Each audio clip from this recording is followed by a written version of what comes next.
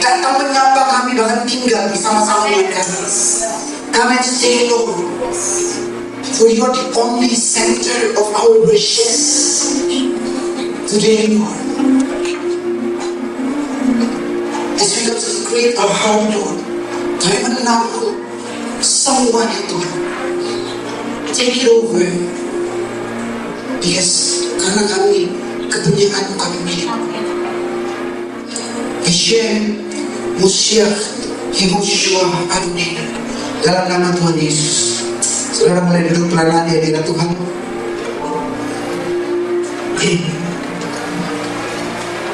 Thank you buat Pastor Dennis dan Pastor Joshua buat nama saya Amin yang percaya katakan Amin.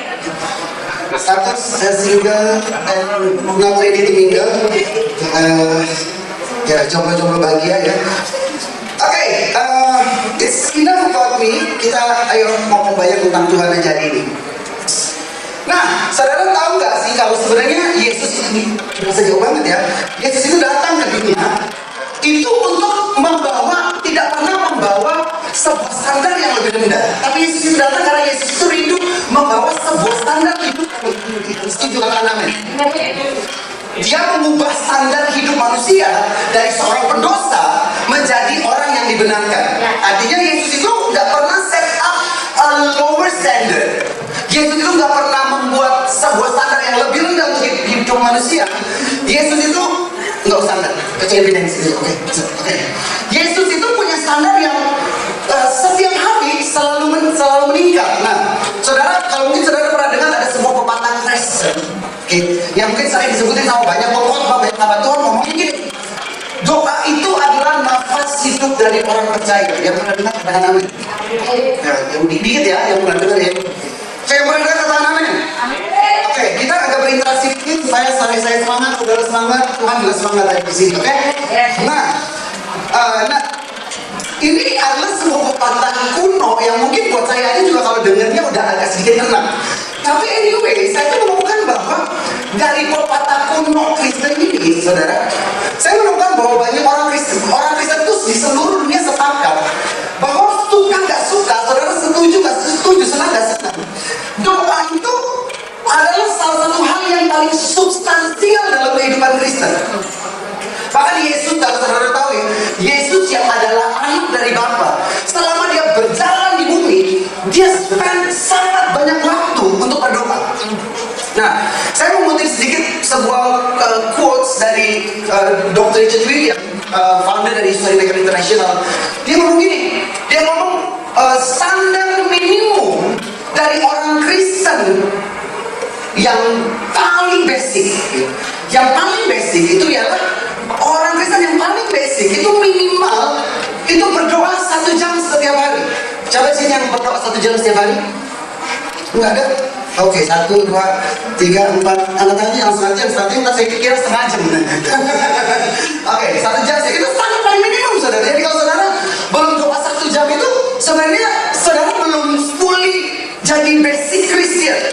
Gitu.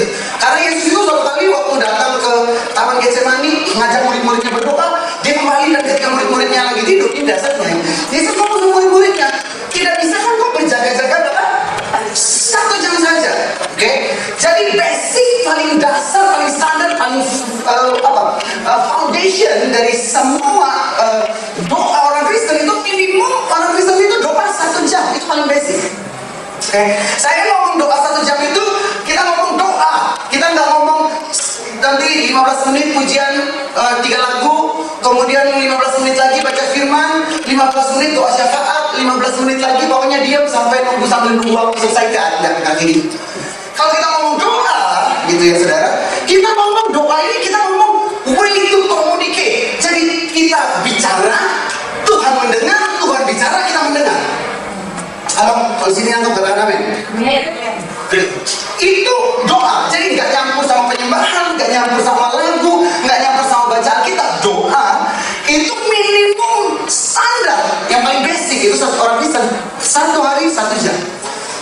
Tapi Dr. Richard Williams ngomong sesuatu yang lebih menarik lagi karena dia ngomong gini, but for better Christian, untuk orang Kristen yang lebih baik dikit, gitu ya,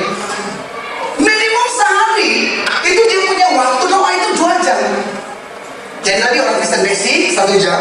Orang Kristen yang sedikit lebih baik daripada orang Kristen basic itu minimum 2 jam sehari, gitu ya. Tapi apa gila ya Bapak Rohani saya, tapi biar tolong. Dia ngomong gini, tapi kalau kita mau jadi anak Tuhan yang divine generation, generasi yang ilahi, minimum 1 hari itu menghabiskan 3 jam waktu berdoa, minimum. Jadi artinya bisa lebih dari 3 jam, tapi minimum itu 3 jam untuk berdoa. Gini saudara, saya ngomong kayak gini, saya mau ajak saudara untuk berdiri sebuah POV yang sama, bahwa Tuhan itu setiap hari punya standar yang semakin tinggi, bukan standar yang semakin rendah. Sayangnya hari ini kita ngomong kekristenan itu semakin hari berusaha untuk menurunkan standarnya supaya bisa match up dengan standar yang dibangun sama dunia. Sayangnya sedangkan Yesus Tuhan itu nggak pernah nurunin standarnya, selalu punya standar yang naik gitu. Nah, tapi masalahnya gini, ya kadang-kadang kita berdoa, kita berseru ke surga gitu ya, tapi doa kita nggak efektif, doa kita nggak menghasilkan apa-apa. Kenapa? Karena ketika kita teriak ke surga, kita doa di surga, dan ngomong tiba-tiba langit jadi tenaga. Doa kita nggak pernah bisa nembus langit, nggak pernah nyampe, dan itulah sebabnya banyak orang Kristen menjadi frustasi dengan berdoa. Siapa di sini yang pernah sedang mengalami yang namanya doa itu membosankan? Satu doa yang jujur diberkatilah engkau, yang gak jujur pulang bertobat ya. Doa itu membosankan. Kenapa? Karena percayalah saudara, kalau saudara sangat menyukai steak A5 gitu ya, daging sapi Jepang yang melted banget di lidah, sekalipun saudara menyukai itu, harganya mahal, rasanya sangat enak. Tapi kalau saudara makan steak A5 setiap hari, saudara, percayalah saudara akan jadi enak. Amin. Kenapa orang mengalami sebuah masa masa bosan, masa tidak pengen berdoa, rasanya doa itu boring gitu, karena orang mulai berdoa tapi mereka berhenti mengalami yang baru dalam doa. Dan orang Kristen tuh paling pintar, ketika mereka sudah mengalami hal yang tidak baru lagi dalam doa, maka kita cenderung punya formulasi. Doa itu harus A, harus B, harus C, harus D, dan kita mulai ngulang pola yang sama. Dan saudara, apa yang terjadi ketika pola yang sama diulang terus menerus, itu tidak membawa kita naik kepada standar yang lebih tinggi, tapi kita stuck di satu standar, bahkan kita akan mengalami penurunan daripada standar yang sudah kita bangun. Saudara, kalau sampai sini bisa ngikutin, katakan amin. Amin. Oke, alhamdulillah masih ada tanda-tanda kehidupan. Nah, saudara, bahkan beberapa, kalau kita belajar nih, banyak orang Kristen bahkan ketika berdoa dan mereka menjadi kecewa, apa yang mereka lakukan? Mereka frustasi, mereka datang sama pemimpin gereja, pemimpin Kristen, dan curhat dan konseling sama pemimpin Kristen, dan kemudian apa yang diterima? Saudara boleh katakan amin kalau ini terdengar familiar sama saudara. Pemimpin Kristen akan ngomong gini, oh kamu doa tapi kayaknya kamu kurang iman. Di sini nggak ada berarti ya. Kamu doa tapi kayaknya kamu kurang percaya sama Tuhan, makanya kamu nggak mengalami hasil dari doa. Amin. Dan banyak orang Kristen berakhir dengan apa? Berakhir dengan kehilangan keyakinan pada doa yang dilakukan, dan endingnya ialah berhenti berdoa. Amin. Yang mengalaminya katakan amin. Ya, biar siang ini jadi waktu pertobatan bersama. Amin. Nah, saudara, tapi saya mau ngajak itu untuk lihat nih, apa yang terjadi di suatu masa ketika Yesus datang ke Yeriko, dan ini terjadi dengan sangat luar biasa menurut saya, karena kalau saudara cuma baca ini cuma cerita, tapi kalau saudara pelajari ternyata Yesus ini cerita ini sedang membuat sebuah figuratif action daripada doa yang efektif itu kayak gimana. Kita buka dulu Markus pasal 10 ayat 46 sampai ayat 52. Kalau saudara, saya boleh minta kita berdiri sama-sama, kita baca beberapa ayat ini. Markus pasal 10 ayat 46 sampai ayat yang 52. Markus 10, 46-52. Oke? Gak usah berharap ditampilkan di sini karena kita juga harus buka Alkitab biar kita terbiasa nyari ya. Markus itu di perjanjian lama, kalau saudara cari saya nggak akan ketemu karena itu perjanjian baru sebenarnya. Ya. Markus pasal 10 ayat 46-52. Kalau sudah katakan amin. Alhamdulillah. Mari kita baca bersama-sama. Siji loro telu. Lalu tibalah Yesus dan murid-muridnya di Yeriko. Dan ketika Yesus keluar dari Yeriko bersama-sama dengan murid-muridnya dan banyak yang berbondong-bondong, ada seorang pengemis yang buta bernama Bartimeus, anak Timeus, duduk di pinggir jalan. Ketika didengarnya bahwa itu adalah Yesus orang Nazaret, mereka berseru, "Yesus anak Daud, kasihanilah aku." Banyak orang menegurnya supaya dia diam, namun semakin keras dia berseru, "Anak Daud, kasihanilah aku." Lalu Yesus berhenti dan berkata, "Panggillah dia." Mereka memanggil orang buta itu dan berkata kepadanya, "Kuatkan hatimu, berdirilah." Dan ia memanggil engkau. Lalu ia menanggalkan jubahnya, ia segera berdiri dan pergi mendapatkan Yesus. Tanya Yesus kepadanya, "Apa yang kau kehendaki supaya aku perbuat bagimu?" Jawab orang buta itu, "Rabuni, supaya aku dapat melihat." Lalu kata Yesus kepadanya, "Pergilah, imanmu telah menyelamatkan engkau." Pada saat itu jugalah melihatlah ia, lalu ia mengikuti Yesus dalam perjalanannya. Oke, silakan duduk. Saudara, kalau saudara perhatikan di situ, Firman Tuhan cerita bahwa ini peristiwa ini terjadi ketika Yesus datang ke sebuah kota yang namanya Yeriko. Namanya katakan Yeriko. Nah, kalau saudara belajar ini di dalam sejarah, Yeriko itu adalah kota tertua di dunia yang peradabannya atau masih dihidupi sama manusia sampai hari ini. Oke, saudara bisa googling ini bukan penafsiran, ini juga bukan pewahyuan, ini informasi ya. Yeriko itu kota tertua di dunia yang masih ada penduduknya masih hidup sampai hari ini gitu ya. Nah, kalau saudara belajar kata Yeriko ini berasal dari dua kata Ibrani, yaitu Yah dan Re'ah. Katakan Yah dan Re'ah. Nah, saudara tahu Yah itu adalah sebuah penggalan kata yang mewakili kata Yahweh, dan Re'ah itu penggalan kata yang artinya teman seperjalanan. Jadi kalau saudara belajar Yeriko ini, saudara, kenapa nanti Yesus ketemu sama Bartimeus ini, ketemunya di perjalanan atau di jalan atau di tepi jalan, karena ini akan sangat erat kaitannya dengan profil kota Yeriko itu sendiri. Tapi kita nggak akan ke situ dulu, kita mau perhatikan dulu. Pada waktu itu Yesus ketemu dengan seorang pengemis yang buta. Kalau di bahasa Indonesia kita mungkin ngomongnya cuma orang buta ya, kalau saya nggak salah memperhatikan.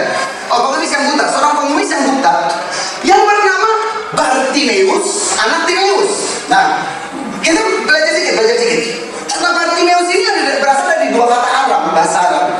Yaitu yang pertama kata bar itu artinya putra. Oke? Dan kata Timeus itu dari kata tumah, kata Ibrani, kata Aram tumah, yang artinya angkin. Angkin itu najis. Jadi Bartimeus itu artinya putra yang najis. Dan dilanjutkan katanya apa? Namanya adalah Bartimeus, anak Timeus. Jadi kalau satu frase ini Bartimeus, anak Timeus, kita ubah dalam bahasa Ibrani atau bahasa Arab, itu jadi Bartimeus. Oke? Jadi, saudara, kalau saudara belajar dari cara penggalian orang Ibrani gini, kalau ada sebuah kata atau frase yang diulang lebih dari sekali atau diulang dua kali, itu artinya kata ini kata penting dalam Alkitab. Jadi kita akan gali sedikit dari sini. Perhatikan, kata Timeus atau kata Timeus yang berasal dari kata tumah tadi saya jelaskan, ini adalah kata yang sangat penting bagi orang Ibrani, orang Israel. Kenapa? Kata tumah ini itu artinya bukan artinya najis, disebabkan oleh apa? Disebabkan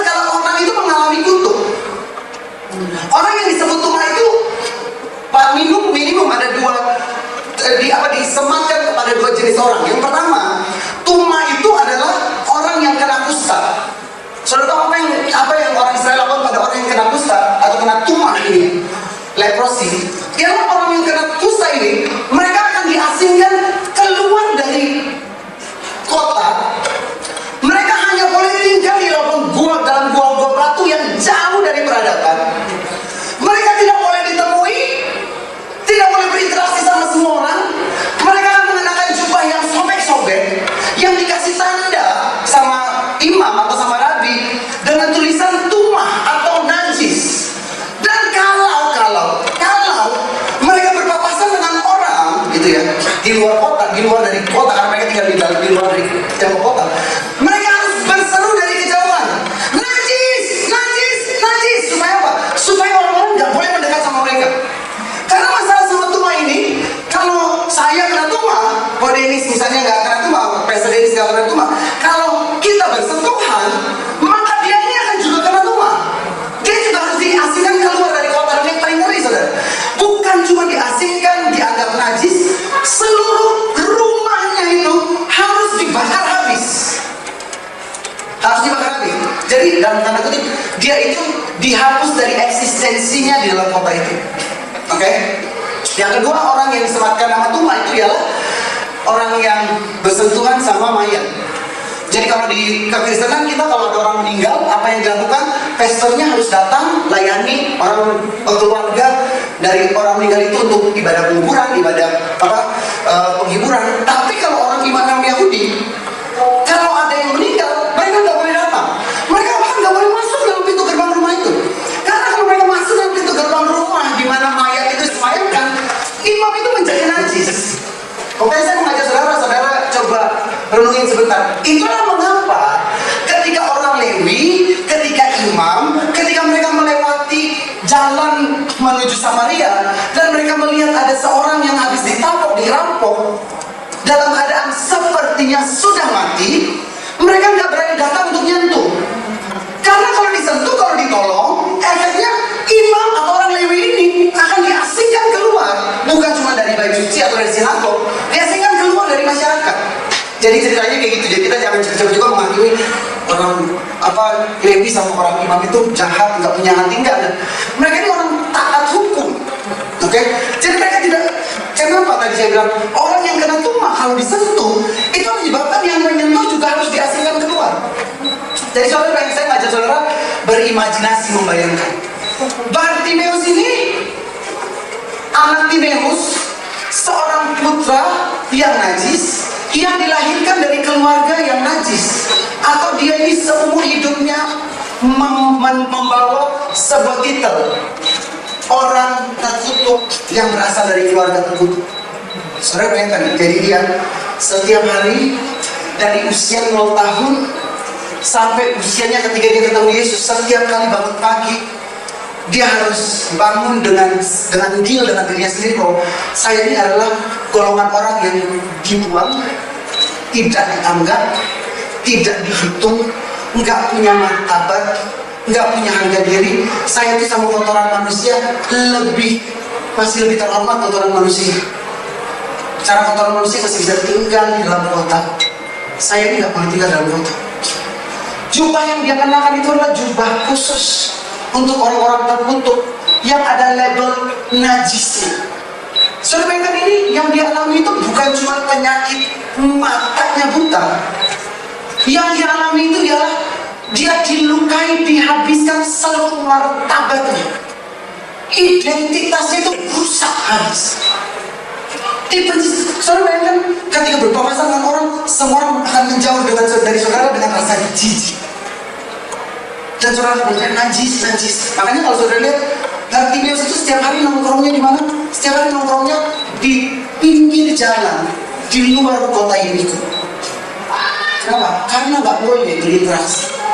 Yang dia carry, yang dia bawa, yang dia pikul setiap hari adalah aku orang najis, aku nggak punya harga diri, aku nggak punya nilai diri, aku pasti ditolak, aku pasti dibuang, aku tidak dicintai, aku tidak diterima. Dan dia rasa sakitnya ini itu lebih sakit daripada butanya. Saya mau ngomong nih, ada hari ini kita hidup di zaman di mana teknologi kesehatan berkembang begitu luar biasa. Tapi saking berkembangnya begitu luar biasa, kita lupa bahwa manusia nggak butuh hanya disembuhkan secara fisik, Ada begitu banyak orang di luar sana, atau mungkin juga bahkan di dalam gereja, yang mengalami dilukai di dalam jiwa mereka.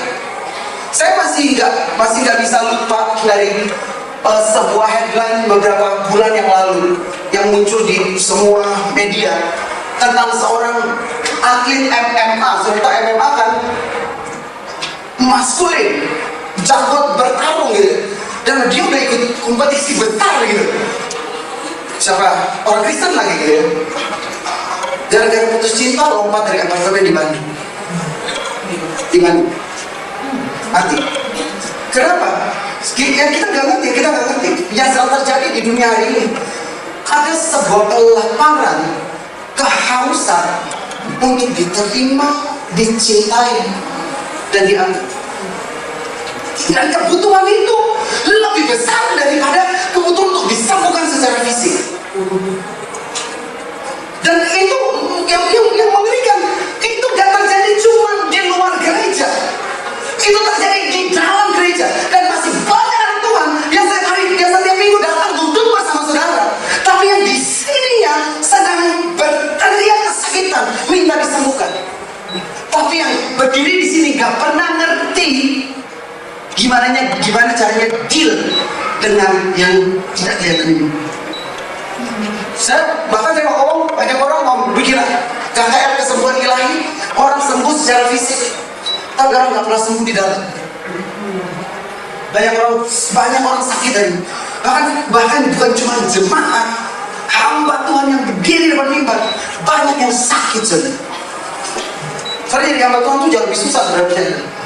Kenapa? Kalau saudara cuma jemaat, prajurit ya, saudara sakit hati, luka hati, kecewa, saudara gampang ketemu siapa aja saudara bisa cerita. Jadi pastor, jadi wakil pastor, nggak gampang punya orang yang bisa dipercaya, yang bisa diajak cerita apa adanya. Kenapa susah? Karena kita ini selama ini membangun gereja. Gereja itu membuat apa? Yang memimpin insecure, yang dipimpin apalagi lebih insecure. Karena gapnya kegedean. Kalau udah menyemat nama pastor, itu jalannya udah kayak orang habis sunatan. Udah beda jalannya. Makanya saya nggak suka kalau saya dipanggil pastor. Kan saya pernah mengembalakan 2 tahun, pernah. Itu masa lalu, sudah dibuang sampai tubir laut gitu. Saya mau forever young, manggil saya Kak aja tuh kayaknya jauh lebih 18-an gitu ya. Sebelum Masehi tadi. Anyway, kenapa susah? Karena kita mau gereja. Padahal Tuhan dari awal, sejak penciptaan, Tuhan gak pernah mendesain manusia hidup dalam gereja. Halo. Dari penciptaan Tuhan gak pernah nyiptain Adam sebagai gembala beserta jemaat-jemaat yang gak ada.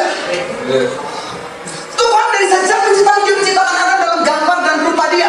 Karena Tuhan hidup dalam komunitas family, Bapa, Anak, dan Roh Kudus yang seperti Mama.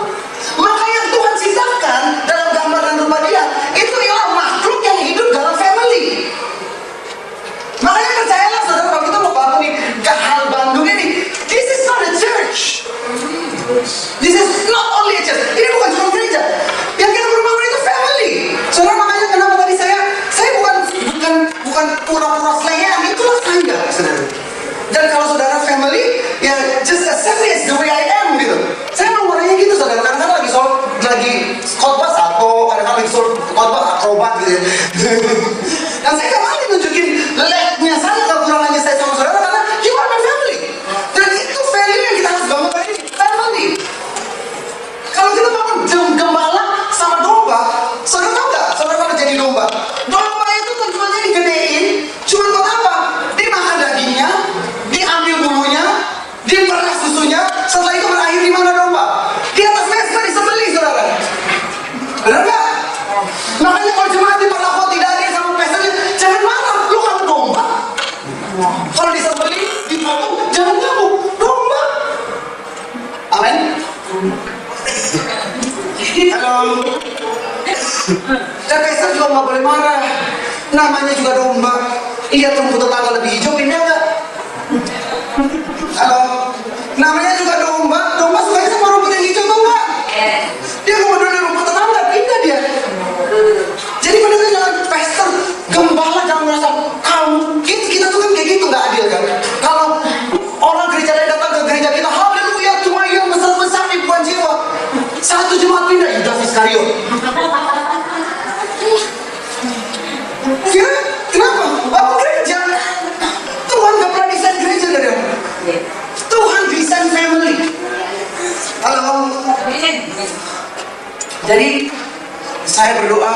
besok bukan hanya Pastor Dennis atau Pastor Joshua, tapi bisa jadi abang kayak, koko kayak, atau paman kayak, atau om kayak, atau papi kayak, terserah lah gitu ya.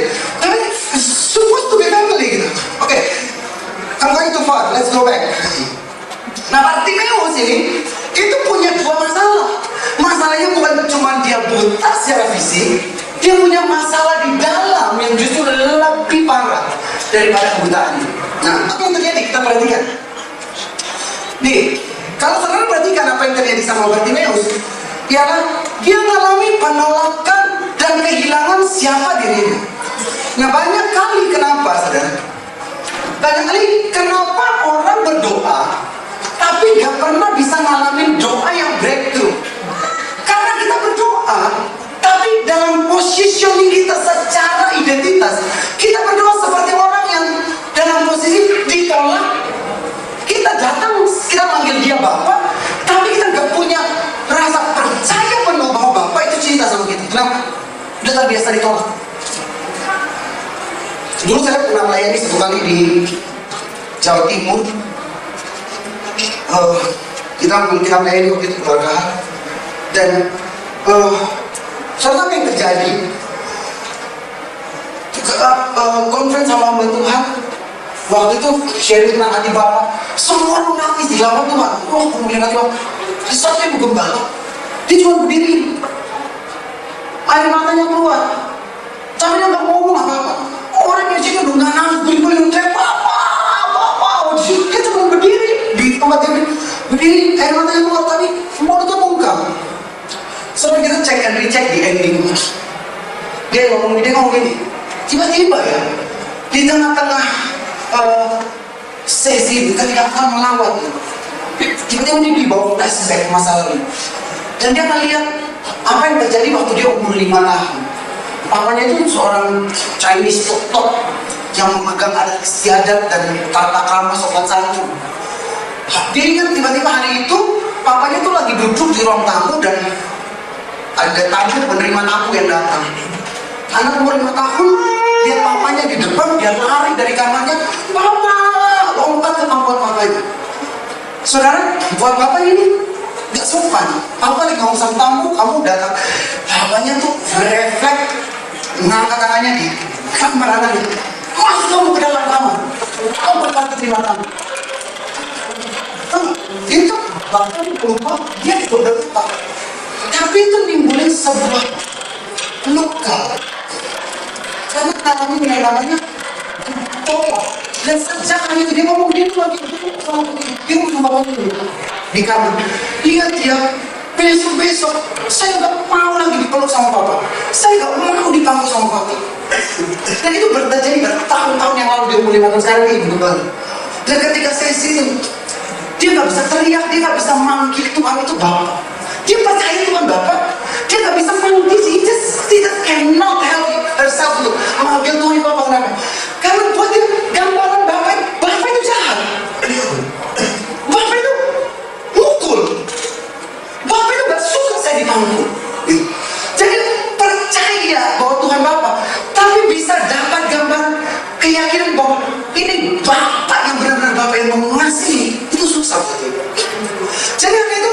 Hari itu ketika semua dilawat, semua orang teriak Bapak, dia tahu hadirat Tuhan ini, dia ngalamin lawatan Tuhan. Mulut dia gak bisa nyebut Tuhan Bapak. Ada gambaran Bapaknya itu.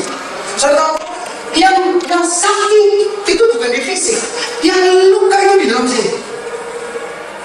Dan hari ini saya harus untuk honest, dunia dipenuhi sama orang-orang yang kayak gitu. Dan percayalah, nanti akan lebih banyak orang-orang yang kayak gitu yang datang di sini. Saudara akan ketemu orang-orang yang problematik, yang nggak bisa dikasih tahu, yang kayaknya berontak aja. Jangan deal sama ekspresi di luar. Saudara perlu nyalami apa yang ada di dalam sini. Karena kemenangan kita bukan soal apa yang terrefleksi keluar dari aktivitas kita, tapi apa yang ada di dalam sini. Dari semalam saya sama Joshua, sama Pastor Jos ngobrol sampai jam 2 pagi. Ya salah satu yang kita sharing sampai dengan semangat sampai jam 2 pagi. Karena kita tahu ada begitu banyak orang Dia nggak bisa deal dengan dan nggak bisa menang sama kemenang di dalam. Makanya kita berusaha melayani, kita melakukan A, B, C, D, E, F, kita melakukan sungguh-sungguh, tapi nggak pernah terus. Kenapa? Kita berusaha menang di luar, tapi di dalam kita kalah terus. Bertahun-tahun nyimpan marah, mengkat, benci, rasa trauma, ditolak, rasa takut, dan semua itu kekalahan di dalam. Yang buat kita nggak bisa breakthrough sama hal di luar. Percaya nggak saudara? Buat Tuhan itu memberkati kita gampang, menaklukkan kemiskinan gampang. Amin. Yang masalah itu ya kita nggak pernah menang di dalam sini. Mau dikasih berapapun, kalau nggak menang di dalam, nggak akan pernah cukup. Halo, saudara, mau dikasih obat apapun, kalau di sini nggak menang, nggak akan pernah sembuh. Saudara mau kasih comforting, penghiburan apapun, kalau di sini nggak menang, nggak akan bisa sembuh. Makanya kita perlu deal sama something. Firman Tuhan bilang karena yang kelihatan itu berasal dari yang tidak kelihatan, dan yang tidak kelihatan lebih penting daripada yang kelihatan. Your inner self, manusia batinmu lebih penting daripada yang ekspresi keluar jasmani. Kalau sampai sini nangkap katakan amin. Amin. Lanjutkan ya. Jadi gimana? Apa yang terjadi hari itu? Sulit. Hari itu Bartimeus, si pengemis buta ini, hari itu dia mengambil sebuah keputusan apa? Gini. Contoh orang Bartimeus ini, dia bukan baru hari itu nongkrong di pinggir jalan itu. Setiap hari dia datang di bawah pinggir jalan itu untuk nongkrong dan nangis. Saya baru tadi pagi tuh baca sebuah, saya nggak tahu ini fiksi atau artikel, saya belum pasti, nanti lain kali kalau sudah pasti saya info saudara. Tentang cerita tentang latar belakang siapa Bartimeus ini. Ini menurut artikel itu, nanti kita sedikit sama-sama. Tapi kurang lebih ya, dia ini berasal lahir dari keluarga yang sudah tadi yang saya cerita sudah diasingkan, bahkan miskin, sehingga dari kecil itu dia tuh udah ditanami satu cara berpikir bahwa kamu tuh gak punya nilai apa-apa. Jadi kamu hanya hidup untuk bertahan hidup.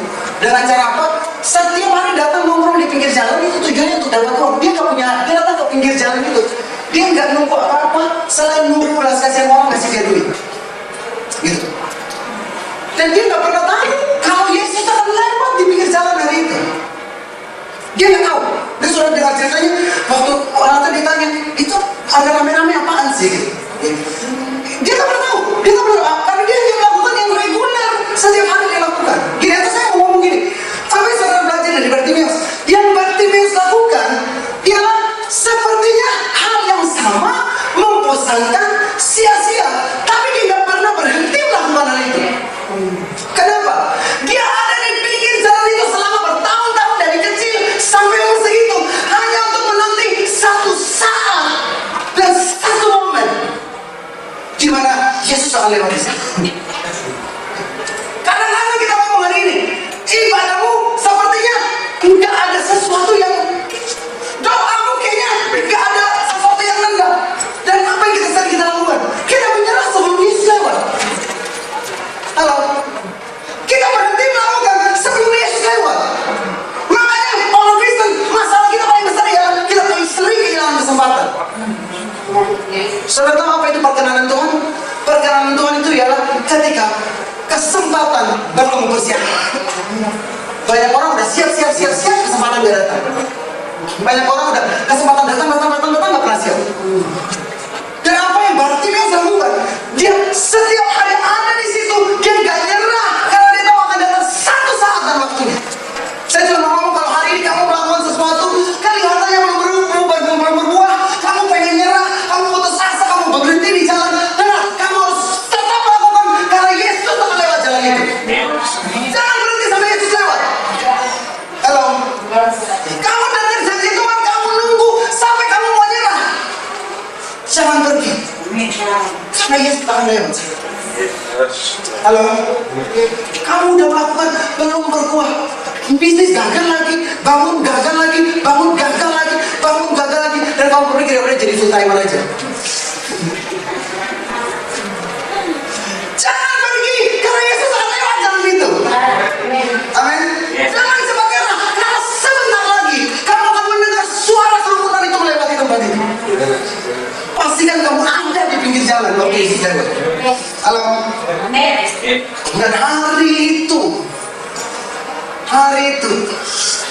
Ketika Bartimeus ada di pinggir jalan, tiba-tiba dia mendengar sebuah kerumunan lewat. Bartimeus, kalau saudara baca nanti di Lukas, Bartimeus nanya, ada apa sih ribut-ribut itu? Dan Bartimeus dengar dari nggak tahu sendiri. Ada orang ngomong sama Bartimeus ini, kan dia buta. Yesus, orang Nazaret, lagi lewat jalan ini. Yang apa yang Bartimeus lakukan? Dia udah bilang, masa sih? Salah kali. Orang Kristen bukan sering gitu. Udah gak ngerti, udah gak tahu, sukanya masa sih? Masa sih di Kalibanu ada pelayanan malaikat? Masa sih supernatural? Masa sih? Makanya kita masa sih Yesus sudah kelewatan, Yesus sudah sampai Yerusalem. Lu masih masak menurutmu? Halo? Dia Bartimeus lakukan waktu orang bilang Yesus Nazaret lewat. Dia nggak nunggu, dia nggak memperhitungkan, dia langsung teriak, Yesus anak Daud, tolong saya. Teriak pertama langsung didengar nggak? Mana orang bilang bego diam, ya kan? Ini kenapa? Karena saya harus pakai kata bego diam, karena dia ini buat orang udah nggak ada nilainya. Dia nggak bilang diam ya deh, nanti enggak kan? Ini sampah menurut orang. Dia belum gitu. Yang dia lakukan apa? Dia berteriak lebih keras. Yesus anak Daud. Menurut saudara Yesus budak nggak? Kok Yesus langsung jawab? Halo. Kalau Yesus punya mungkin telinganya ketutup sama bisikannya orang-orang. Kamu percaya Yesus tuh spirit, rohnya tahu. Yesus langsung jawab. Yang dia lakukan apa? Yesus anak Daud, tolong aku. Tolong tahu ya, yang Yesus lakukan lebih parah lagi. Yesus bilang, pergi tanya nama muridnya, kalian tanya sama dia mau apa? Bukan Yesus yang nyamperin, Yesus suruh orang. Tapi apa yang Bartimeus lakukan? Mau Yesus yang datang kan? Muridnya yang datang kan?